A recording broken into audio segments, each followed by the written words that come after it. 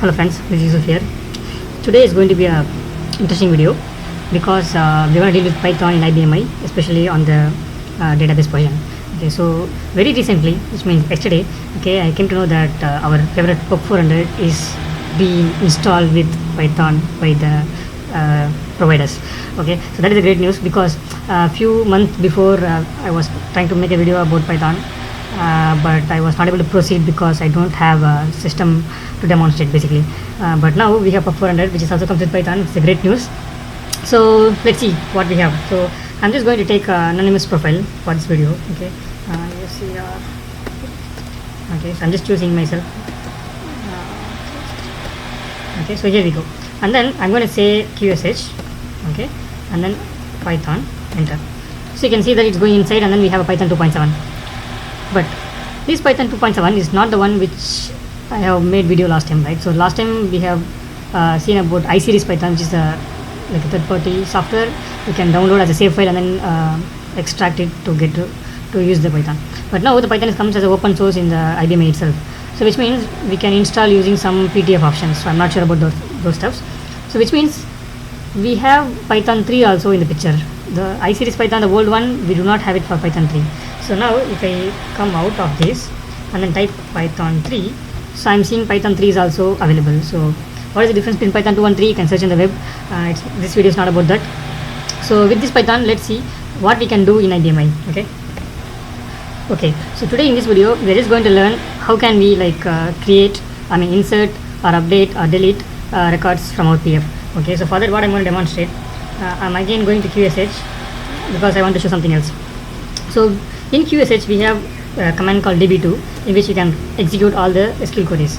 Okay, so say for example I have a database called test. So if you want to show run query, user 03611 / test. Okay, so this is my temporary database, or no, sorry, not temporary database, it's a simple PF which is available. Okay, so call to assembly. Now I'm going to QSH. Okay, I'm typing db2 select star from user 03611 dot test. So we need to use dot here, not slash. Here you'll be seeing the output. So this is just a tip.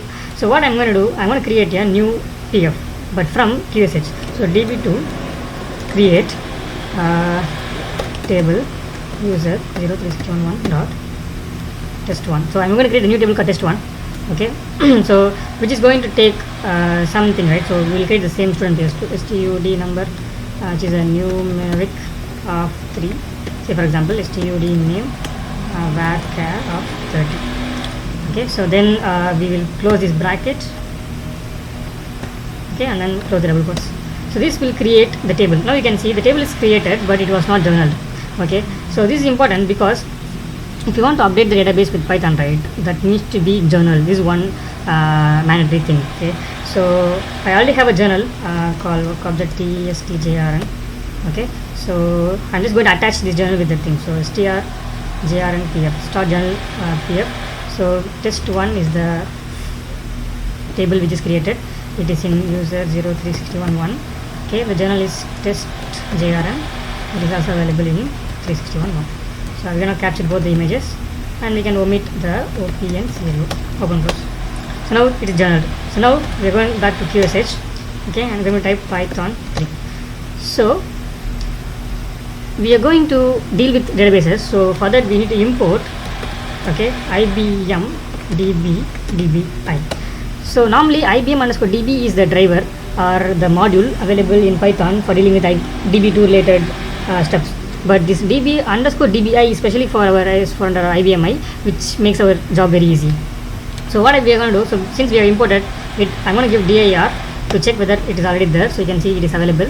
Okay, now we are going to create a connection. So connection is equals to, I already have the string, I will just copy paste. So this is what we are going to do. Okay, connection is equals to, so connection is equal to with that module dot connect is the method we are going to call. So dsn is equal to none, there is no dsn. So user id, password, and the database is equals to start local, because we're gonna deal with the local databases, which is our this thing. Connection option equal to none. So if you give this right, a connection object is created. So to verify that, you can see the type of that object, it will give you that it is from the class IBM DB and dot is a connection object. Okay, now after you have the connection object, you have to create a cursor. So CSR1 is equals to con dot cursor. So you're going to create a cursor on top of the connection object. So if it is created successfully, you will get no error. Again, you can also see the type to confirm that this is actually from IBM DB to DBA dot cursor. Once you have the cursor right, with this cursor you can do all the database operations. Say for example, I'm going to just do a select all. Okay, so CSR1 dot execute. Okay, select star from user 03611 dot test1. But you know, we currently do not have any records, right? So let's see what happens. So it gets executed basically. So if I give CSR1 dot, okay, array size. Okay, you see there is one array, so CSR1 dot fetch all. So you can see that there is no data. Okay, so I'll leave about this thing. I'll come back to this later. So since we don't have any data, it is empty. So now let us insert some data and then see steps. Okay, so for inserting data, we're gonna use again cursor1 dot execute. Insert into, it's like our usual SQL query. Okay, insert into the table values. So we given the first column is actually the ID and then the name. So if I give something like this, right, that is a problem. So we already have a single quotes here. So if, when it encounters these single quotes, it will treat this as the end of the statement. So to make sure that this is actually not the end of the statement, but it is a single quotes, right? So we can use backslash so that it will treat as a single quotes. Okay, and then we can end this single quotes here and then like this. So this right now executed basically, but it was not updated in database. So to update in the database, you need, okay, maybe I can execute a few more. Here, see 2. Okay, now we have executed 2 insert statements. Finally, I'll take con dot commit. So this will commit the data. So now let's go back and then see the same select statement. Okay. So now it's executed. So what we are going to do, rows is equals to CSR1 dot fetch all. So a fetch all method will fetch all the things. So here we didn't get any errors, but if you try to print the rows, you will be seeing the values.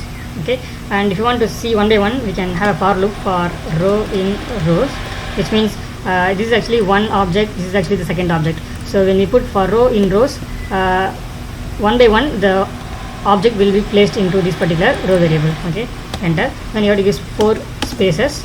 Okay, and then print row. So if you click, you will be able to see the data here. Okay, so this is how now we have seen select statement and also insert statement.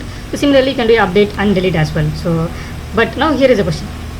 So how do we like dynamically, okay, create like this? Okay, so here it is hard coded the value. So if we are writing a program, right, so the value will may come dynamically. So how do you do that?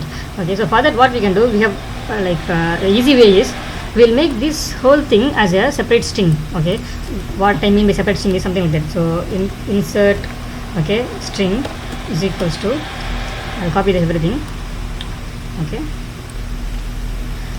so if you do this right, when you print the INSSTR, you will be able to see the values. So either you can make like this, okay, and then finally we can give this INSSTR into this particular where in this place.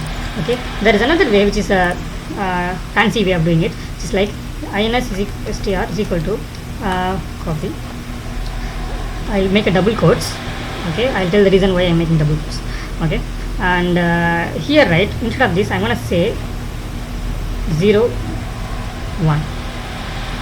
Okay, so what is the 0 and 1 means is actually we have a method called format. So we can have any string. Okay, string dot format is actually a Python method, and you can give a values. Say for example, I'm going to say like any number 10 comma any name. So what this will happen, right, it will take this as a 0th argument, this as the first argument, and it will substitute that into these particular 2 variables. So if you do this right, now if you want to print ins_str, you will be able to see the values are assigned directly here. Okay, so like this also you can prepare or create the statement, and then you can use this statement into the execute method. Okay, so that's it for this video, because I just came to know about this Python stuff in IBMI, so I wanted to just share this thing with you guys. Maybe if anybody is trying to do some POC or some other stuff, right, they can get used to it. And also I noticed Node.js is also installed in pub400, and unfortunately I just learned the basics of Node.js like 2-3 days before, so I'm just going to work on that also and then share you whatever I have learned. Okay, so thanks for watching. See you in the next video with a different concept. Bye bye.